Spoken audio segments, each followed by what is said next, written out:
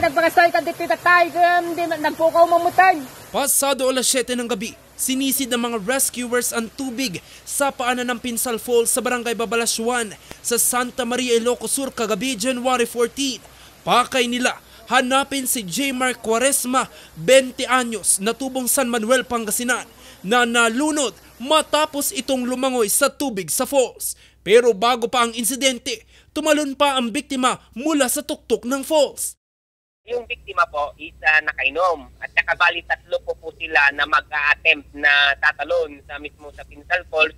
Pero ang natuloy po lang doon is dalawa. Una sir, bago sila pala tumalon is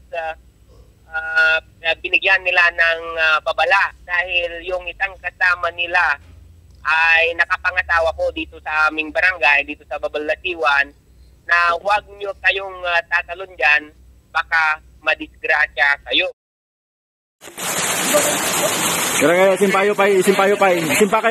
Pasado alas 8 ng gabi, nakita din ang katawan ng biktima sa ibaba ng falls na may lalim na 19 na talampakan. Ayon sa barangay, dayo lang ang biktima sa lugar at nakipagdiwang lang ito ng kaarawan ng kanyang kaanak. Huling beses na nakita ang biktima nang umahon ito para tanggalin ang kanyang damit bago ito bumalik sa tubig at hindi na umahon. Malalim po kasi yung area na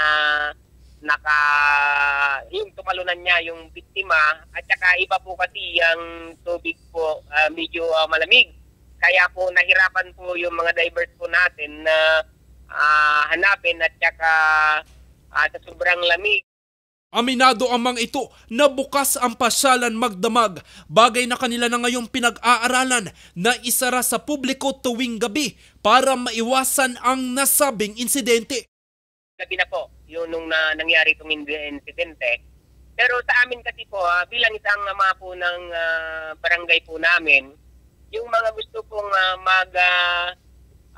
night swimming po dito sa Pinsal Falls ay dapat po makipag-coordinate po sila sa aming barangay upang sa ganun kami po ay mabibigyan po namin sila ng security. Yung seguridad po kasi ng mga bisita natin dito na pumupunta is yun po ang concern po natin.